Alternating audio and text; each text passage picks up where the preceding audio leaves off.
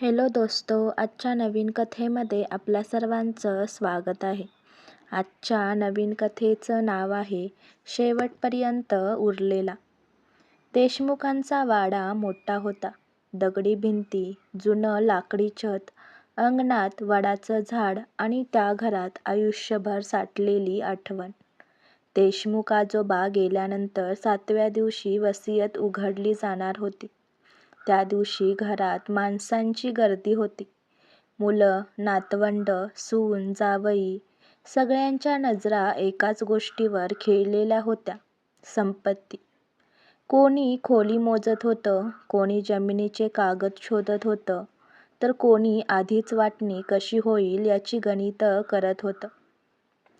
घरात एकच माणूस शांत बसलेला होता, माधव काका. तो नेहमीसारखा ना मोठ्या आवाजात बोलणारा, ना हक्क सांगणारा. घरात सगळे असतानाही तो कायम दुर्लक्षित. माधव काका गेली अनेक वर्ष त्या घरातच राहत होता. आजोबांच्या आजारपणात औषध देणं, रात्री उठून पाणी देणं, घरातला छोटा मोठा खर्च बघणं, हे सगळं तो न सांगता करत आला होता. पण हे कुणाच्या लक्षातच नव्हतं. वसियत उघडण्याची वेळ आली. वकील उठला. सगळे जवळ आले. कोणी श्वास रोखून धरला, कोणी मनात नावांची यादी तयार केली. वकील वाचू लागला. क्षणभर सगळे गोंधळले. कारण वसियत रिकामी नव्हती, पण त्यात कुणाचं नावच नव्हतं. फक्त एक ओळ लिहिलेली होती. हे घर त्या व्यक्तीचं आहे जी शेवटपर्यंत घर सोडून गेली नाही. क्षणात घरात शांतता पसरली. सगळ्यांच्या चेहऱ्यावर प्रश्नचिन्ह. याचा अर्थ काय? हा काय न्याय आहे? नावच नसेल तर घर कोणाचं? एक एक आठवण डोळ्यासमोर येऊ लागली.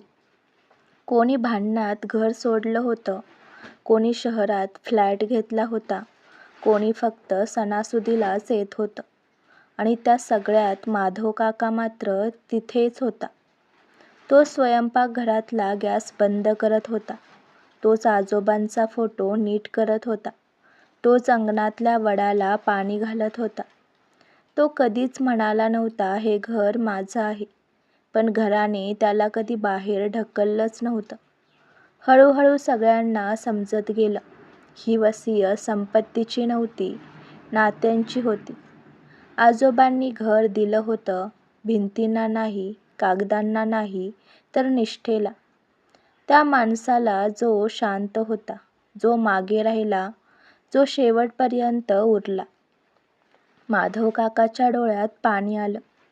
त्याने काहीच मागितलं नव्हतं, पण आयुष्यभर दिलेलं प्रेम आज घर बनून त्याच्यापाशी परत आलं होतं. घरातले बाकीचे माणसं हळूहळू बाहेर पडू लागले आणि वाडा पहिल्यांदाच खरंच घर झाला. कधी कधी हक्क मागून मिळत नाही.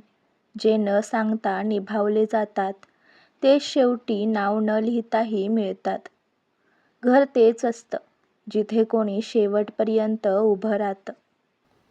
आजची कथा आवडला असल्यास व्हिडिओला लाईक करा, चॅनलला सबस्क्राईब करा आणि कथा कशी वाटली हे कमेंटद्वारे जरूर कळवा. व्हिडिओ जास्तीत जास्त शेअर करा. धन्यवाद.